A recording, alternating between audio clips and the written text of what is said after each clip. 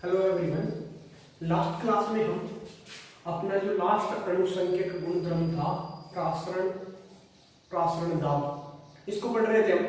प्रासरण क्या होता है हमने थोड़ी सी बातें की थी। प्रासरण में हमने इसे बोला था, थोड़ा सा मैं बता देता हूँ। प्रासरण एक्चुअली होता क्या है, हमने इसे बोला था ये जो प्रासरण होता है इसमें विलायक के अणु गमन करते हैं। सोलवेंट के जो मॉलिक्यूल्स है वो गमन करेंगे कहां से कहां की ओर, कम सांद्रता से ज्यादा सांद्रता की ओर, और किसके थ्रू, सेमी परमिएबल यानी अर्धपारगम्य झिल्ली के द्वारा। हमने ऐसे बोला था प्रासरण में जो विलायक के अणु गति करते हैं कम सांद्रता से अधिक सांद्रता की ओर अर्धपारगम्य झिल्ली के द्वारा। प्रासरण की क्रिया, प्रासरण दाब क्या होता है इसको थोड़ा सा मैं बता रहा था। इसको समझाने के लिए हमने एक एक्सपेरिमेंट किया था, एक एक्टिविटी को कंप्लीट करते हैं हमने एक एक्सपेरिमेंट सेटअप लगाया है। एक आयताकार पात्र लिया है। इस आयताकार पात्र को हम दो भागों में डिवाइड करते हैं, दो भागों में बांटते हैं। किसके थ्रू? सेमी परमिएबल के थ्रू। और ये क्या है? एसपीएम है, सेमी परमिएबल मेम्ब्रेन अर्धपारगम्य झिल्ली।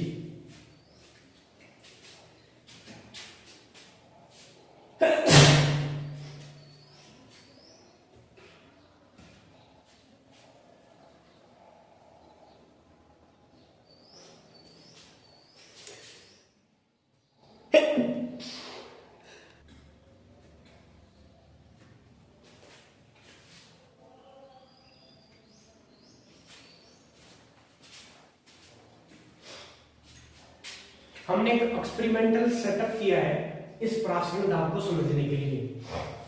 हमने क्या किया है, एक आयताकार पात्र लिया है, इसको दो बराबर भागों में बांट दिया है एसपीएम के थ्रू। ये जो एसपीएम होता है वो होता है सेमी परमिएबल मेम्ब्रेन अर्धपारगम्य झिल्ली। और अर्धपारगम्य झिल्ली की जो विशेषता होती है वो क्या होती है, ये केवल विलायक के अणु होते हैं उनको ही गमन करने देती है और विलय के अणुओं को नहीं। हम क्या करते हैं, दोनों को पिस्टन लगाते हैं।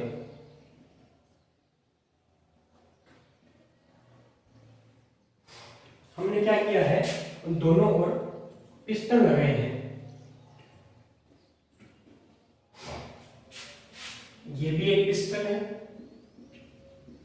और ये भी एक पिस्टन है।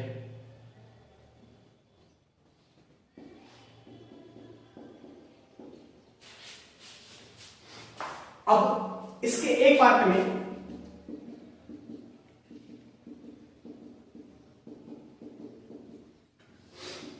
हम विलायक को फिल करते हैं, विलायक को भरते हैं, जबकि दूसरे पार्ट में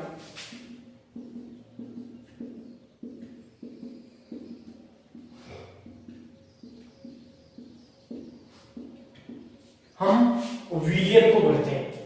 एक्चुअली ये जो विलियन है वो कैसे बनाया गया है, इसी विलायक में। मतलब मान लो इधर पानी भरा हुआ है तो हमने इसमें क्या कर दिया है, नॉन वोलेटाइल सॉल्यूट है उसको ऐड कर दिया है और जो सॉल्यूशन है उसका फॉर्म कर लिया है। ये जो पिस्टन है वो किस काम में आता है, ये जो दाब है उसको अप्लाई करने के काम में आता है। एक और हमने विलायक भरा है, दूसरी ओर हमने विलियन भरा है। और खास बात क्या है, इस विलियन को बनाया कैसे गया है, इस विलायक में हमने नॉन वोलेटाइल सॉल्यूट मतलब अवाष्पशील विलय है उसको मिला दिया और विलियन का निर्माण हो गया।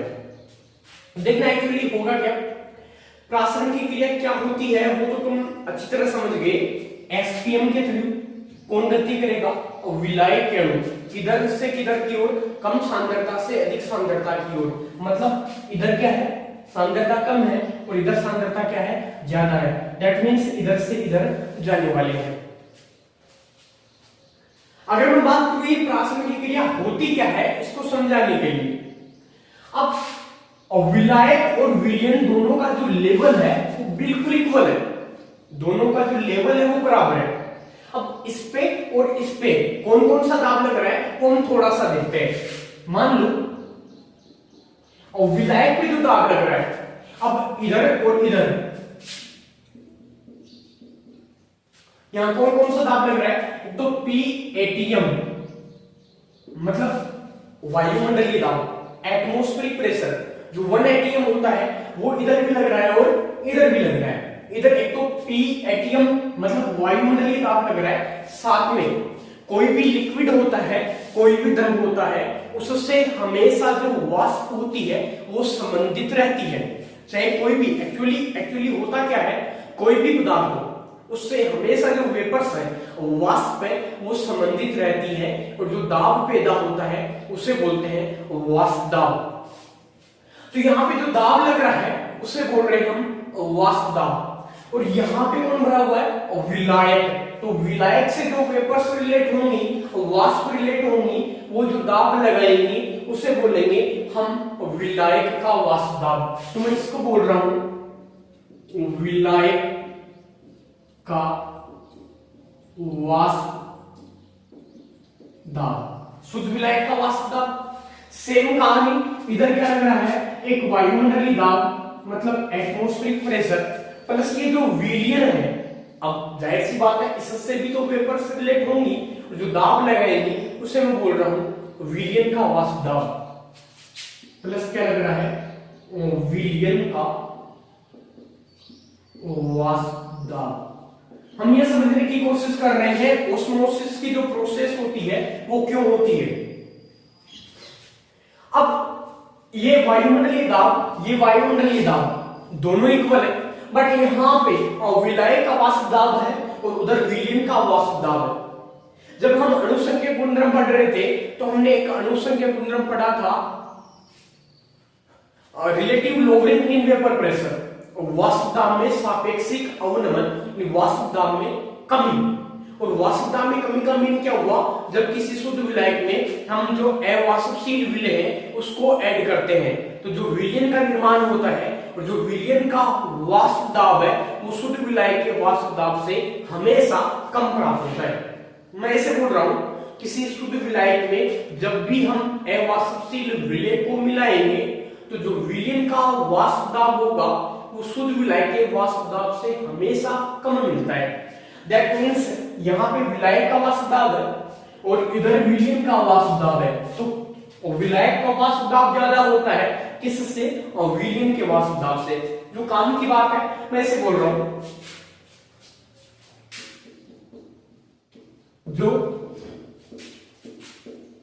विलायक का वाष्प दाब है ये ज्यादा है किससे, विलयन का वाष्प दाब से। अगर विलायक का वाष्प दाब ज्यादा है विलयन के वाष्प दाब से, दैट मींस इधर दाब ज्यादा लग रहा है, इधर दाब लग रहा है वो कम लग रहा है, तो जो मॉलिक्यूल्स है वो इधर से इधर गति करने वाले। अभी जो एसपीएम है इसकी विशेषता क्या होती है, ये केवल और केवल विलायक के अणुओं को जाने देती है और विलय के अणुओं को नहीं।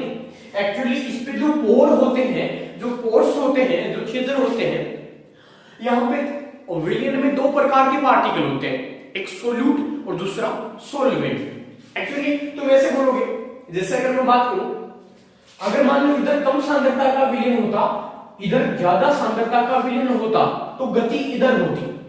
अब विलायक के अणु आकार में छोटे होते हैं और जो विलय के अणु हैं वो आकार में थोड़े से बड़े होते हैं। तो यहाँ पे जो पोर्स होते हैं, जो छिद्र होते हैं, वो केवल और केवल किसको जाने देते हैं, और विलायक के अणुओं को जाने देते हैं, विलय के अणुओं को नहीं।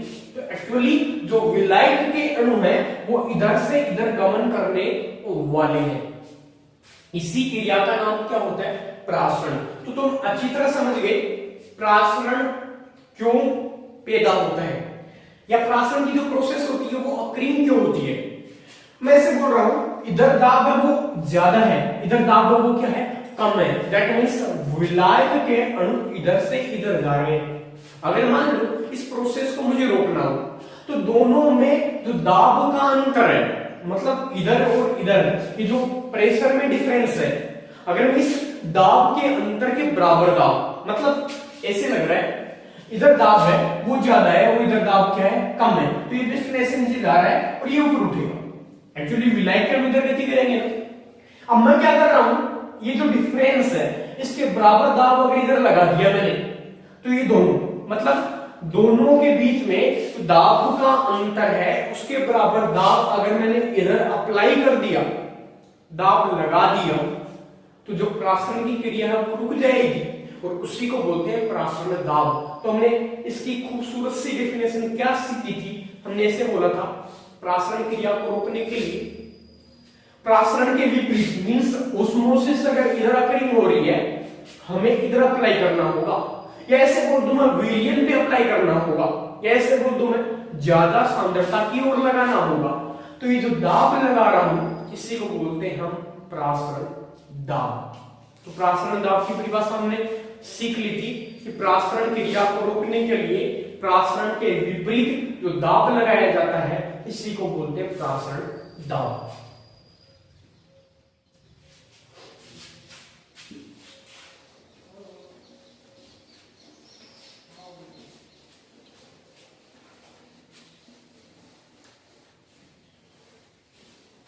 अच्छा, एक बात और खास जो बात है वो बताना मैं भूल गया। एक्चुअली मैं ऐसे बोल रहा हूं,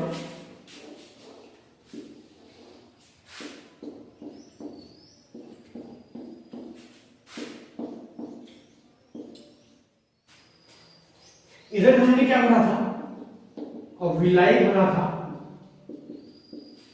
और इधर क्या बना है हमने, विलियन बनाया। किसी भी विलियन का अगर प्रासरण दाब हमें कैलकुलेट करना है तो हमें क्या करना होगा, उससे उसके विलायक से कंपेयर करना है। किसी भी विलियन का प्रासरण दाब जब भी कैलकुलेट किया जाता है तो उसके विलायक से हम कंपेयर करते हैं।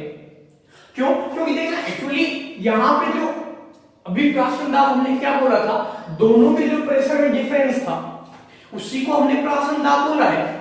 इधर मान लो मैंने कोई दूसरा सॉल्यूशन भर लिया और इधर कोई दूसरा सॉल्यूशन भर लिया, तो जो दाब है कहने का मीन, जैसे मान लो विलियन है इसको मैं सेम रखता हूं, इधर मान लो कोई इससे ज्यादा सांद्रता का विलियन भर लिया तो बात कुछ अलग होगी, और इससे कम सांद्रता का विलियन भर लिया तो बात कुछ अलग होगी। दैट मींस क्या हुआ, किसी भी विलियन का प्रासरण दाब जब भी मुझे कैलकुलेट करना है मैं किससे कंपेयर करूंगा, उसके विलायक से कंपेयर करने वाला हूं।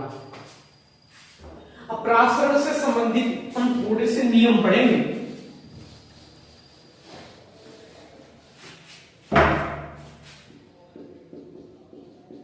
प्रासरण से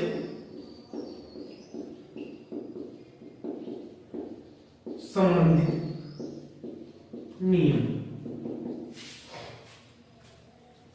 एक वैज्ञानिक था वान हो, उसने क्या किया, जो हमने 11th क्लास में पढ़े हैं गैस के नियम याद होगा तुम्हें, याद है बीटी सीपी जीवी, एक ट्रिक बताई थी मैंने।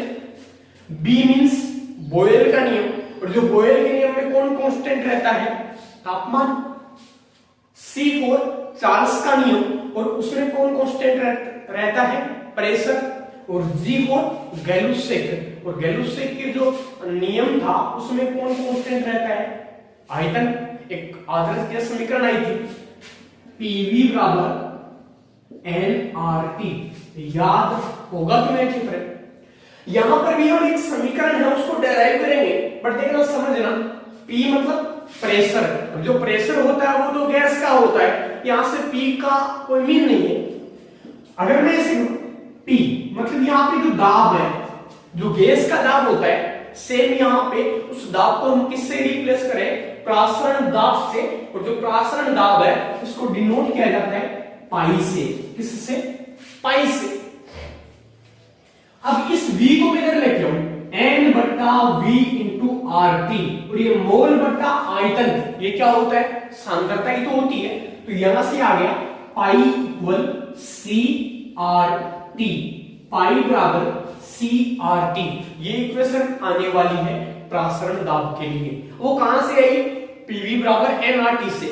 P है उसको रिप्लेस कर दिया पाई से, और मोल बट्टा आयतन सांद्रता एक्चुअली क्या होती है, विलेय के मोल बटा विलयन का आयतन। अगर कुछ भी ना बोले तो हम सांद्रता का जो सिंपल सा मीन लेते हैं वो किससे लेते हैं, मोलरता से लेते हैं। तो ये जो मोल बटा आयतन सांद्रता है, इसी को हमने क्या बोला है, मोलरता।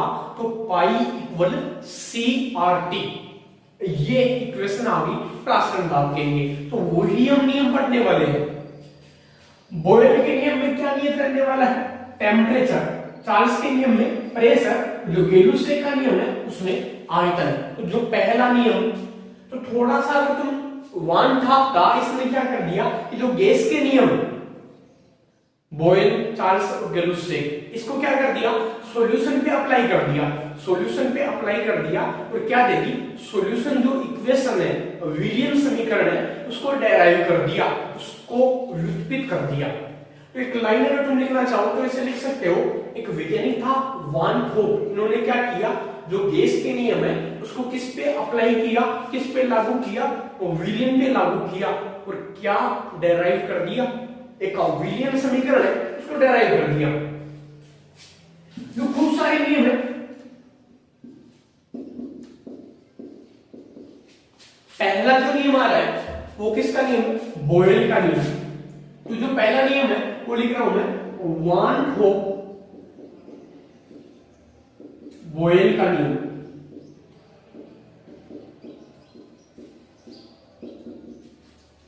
याद है बॉयल के नियम में क्या कांस्टेंट रहा था, टेम्परेचर। तो यहां पे पाई बराबर CRT, R याद है आइडियल गैस कांस्टेंट, आदर्श गैस नियतांक। तो मैंने कहा था इसकी 3 वैल्यू होती है, ये जो वैल्यू है वो बहुत काम में आती है, वो यहां पर भी काम में आएगी। T क्या है, टेम्परेचर, पाई बराबर CRT। अब जो बॉयल का नियम है उसमें कौन कांस्टेंट है, टेम्परेचर कांस्टेंट है, R ये तो सार्वत्रिक नियतांक है। तो यहां से क्या आ गया, पाई समानुपाती C। मतलब क्या है, प्रासरण दाब। प्रासरण दाब किसका होगा, विलियन का। ये समानुपाती होता है किसके, उसकी सांद्रता के, किस पे, किसी निश्चित ताप पर। तो जो नियम है वो साइड में बनाना सीख गए। टी हमने कांस्टेंट मानेंगे हम, बॉयल के नियम में क्या नियत रहता है, कांस्टेंट। आर पहले से कांस्टेंट है, तो पाई समानुपाती क्या आ गया, सी। तो मैं अगर इसका थोड़ा सा लिखना चाहूं तो मैं कैसे लिखूंगा, एक निश्चित ताप पर या किसी निश्चित ताप पर या किसी निश्चित तापमान पर किसी विलियन का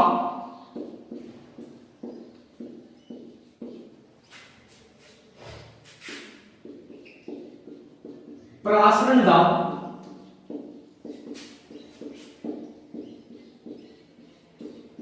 उसकी सांद्रता के सीधे समानुपाती होता है।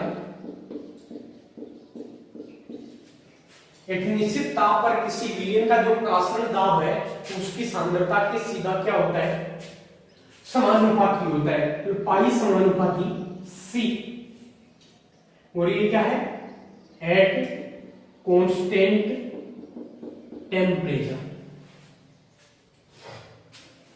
अच्छा, विलयन के लिए अगर मैं एक बात करूं, मेरा समझना, जैसे मान लो ये कोई पात्र है, यहां पे मान लो पानी भरा हुआ है और जो पानी है वो 1 लीटर है। मैं NaCl है उसके 2 मोल, उसको यहां घोल लेता हूं, नमक के 2 मोल है उनको यहां घोल लेता हूं। तो देखना, समझना जो बात बोल रहा हूं मैं, तो इसकी कोई ना कोई सांद्रता होगी। अब अगर मान लो यहाँ पे गैस होती और गैस की सांद्रता को बढ़ाना या घटाना होता, तो हमने बात की थी, अगर किसी गैस को मैं किसी बड़े पात्र में भर देता हूं तो गैस होती है वो पात्र के संपूर्ण आयतन को ऑक्यूपाई, ढक लेती है, कवर कर लेती है। तो हमेशा जो गैस का आयतन है उसको किसके बराबर लिया जाता है, पात्र के आयतन के बराबर। बट यहाँ पे एक बात समझना, यहाँ पे मतलब यहाँ पे इसका आयतन हम कैसे बढ़ाएंगे, हमें इसकी सांद्रता को कैसे घटाना है, मतलब विलय के मोल उनको मैं फिक्स कर रहा हूं। पात्र होता है, पात्र में गैस के मोल हमेशा नियत रहते हैं, तो उसकी सांद्रता घटानी हो या सांद्रता बढ़ानी हो तो आपको जिस पात्र में भर रखा है आप किसी दूसरे पात्र में भरोगे। अब सांद्रता बढ़ानी है कि घटानी है? अगर बढ़ानी हो छोटे पात्र में भर दो, घटानी है बड़े पात्र में भर दो।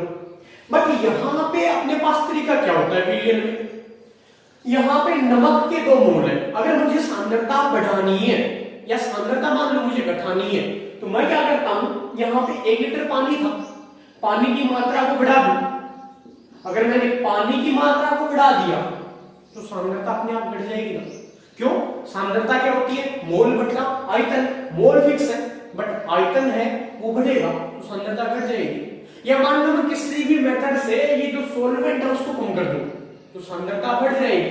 कहने का मीन्स सांद्रता बढ़ाना है या घटाना है, यहां पे डिपेंड करता है आयतन पे। और आयतन बढ़ाने या घटाने का तरीका क्या है?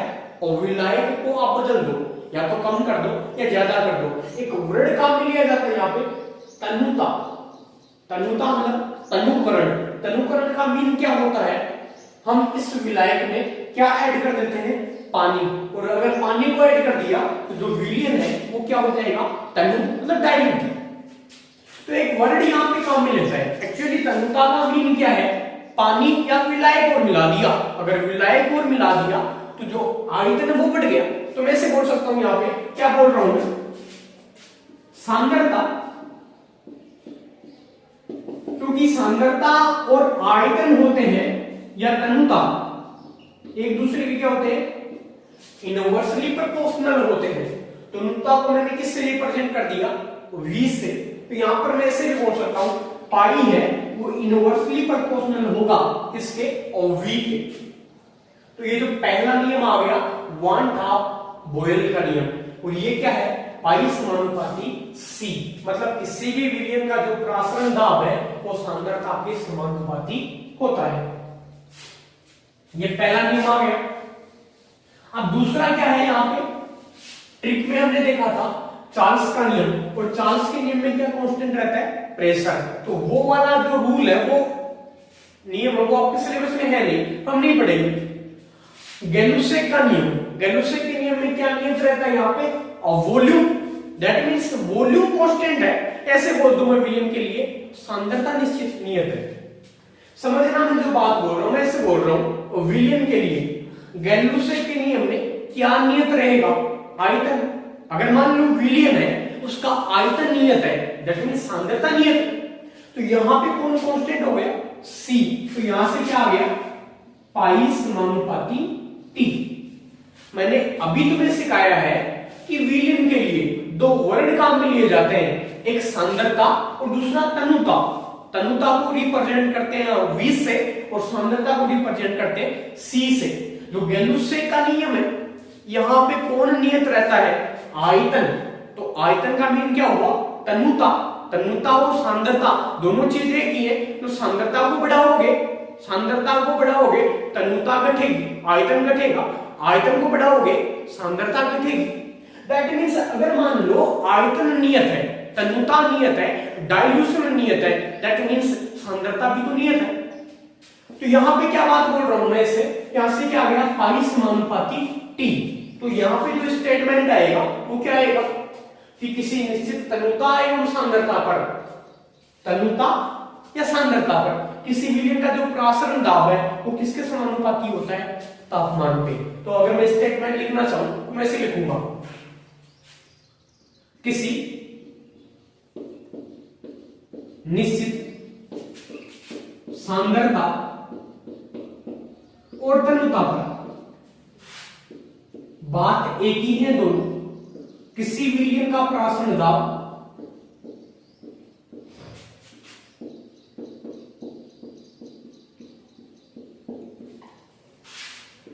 किसी निश्चित सांद्रता और तनुता पर किसी विलयन का प्रासरण दाब उसके परम ताप के समानुपाती होता है। अच्छा, ये जो नियम है वो 1/2 वाला नियम नहीं है। 1/2 या तो मैं गैलुसेक नियम बोल दूं या एक अलग वर्ड वो आपकी बुक में लेता है, वो क्या बोलता है, 1/2 दाब ताप नियम। क्या बोलते हैं इसको, 1/2 दाब ताप नियम। उसके परम ताप के समानुपाती होता है। पाई प्रोपोर्शनल क्या आ गया, पी। तो पहला जो रूल था वो था पाई प्रोपोर्शनल सी, मतलब पाई समानुपाती सी, और यहां पे क्या आ गया, पाई समानुपाती पी। तो हम प्रासरण दाब है उसकी गणना करते हैं, या उसके लिए जो डेरिवेशन वो लेके आते हैं।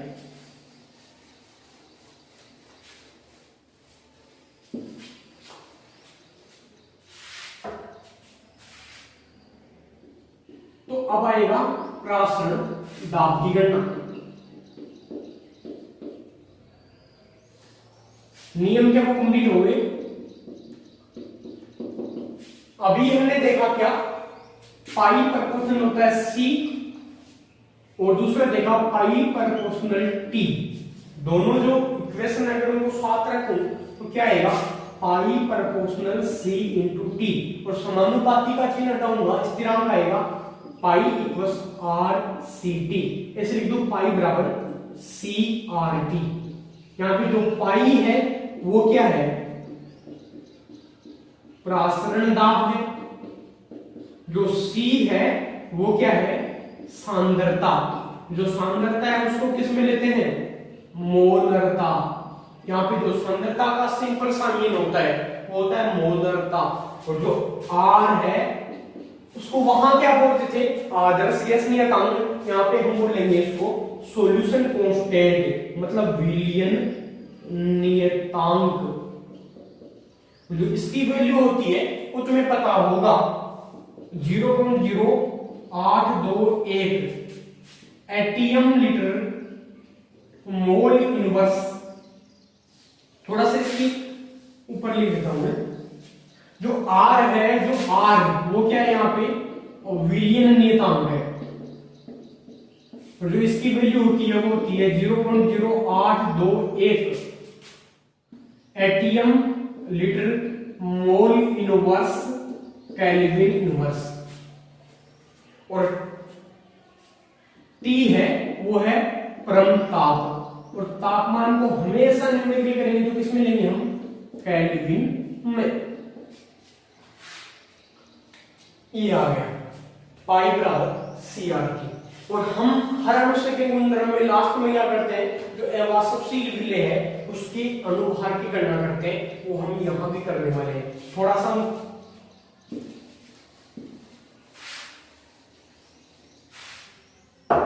तो पाई बराबर क्या है, सी आर टी।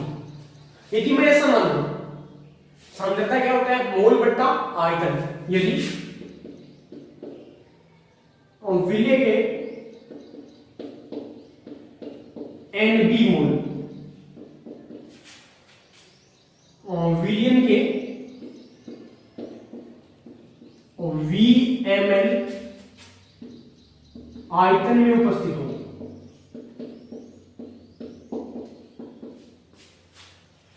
मतलब सांद्रता क्या होता है, मोल बट्टा आयतन। हमने से मान लिया जो विलेय के NB मोल है, वो विलियन का जो आयतन है वो कितना है, VML। तो पाई बराबर सांद्रता मोल बट्टा आयतन, मतलब NB upon V into RT। अब जो खास बात है वो क्या होती है, सांद्रता क्या होती है, और विलेय के मोल बटा विलियन का आयतन किसमें, लीटर में, और यहां पे किसमें है वो, ml में। तो ml वाले को अगर लीटर में कन्वर्ट करना है तो मैं क्या करूंगा, 1000 का भाग दूंगा, और वो इधर जाएगा तो किसमें चला जाएगा, गुणा में। ये अच्छा, मोल क्या होता है, मोल भार बटा अनुभार, या द्रव्यमान बटा मोलर द्रव्यमान। तो मैं ऐसे बोल रहा हूं, मोल क्या होता है, वेट बाई मोलिकुलर वेट। तो मैं ऐसे बोलूं, यदि विलेय का भार WB ग्राम है एवं अणुभार MB हो, तो मोल क्या होता है, भार बट्टा अणुभार। तो यहां से क्या आ गया, pi equals WB upon MB, मतलब वेट बट्टा मोलिकुलर वेट। ये क्या हो गया, mole into V into R into T into 1000। हमें एमबी है उसको कन्वर्ट करना है, हमें तो एमबी चाहिए। तो अगर मैं एमबी को इधर लेके आ जाऊं, एमबी को इधर लेके आ गया, क्या आ गया, डब्ल्यू बी गुणा आर गुणा टी गुणा 1000 अपॉन पाई गुणा वी। ये जो प्रासंग दाब की गणना है वो भी हो गई कंप्लीट। इसके बाद में हमें थोड़ा सा वन हाफ पूर्णांक है उसको पढ़ना है, एक जो विलयन के प्रकार है उसको पढ़ना है। बाकी जो चैप्टर है वो लगभग कंप्लीट हो जाएगा। Thank you.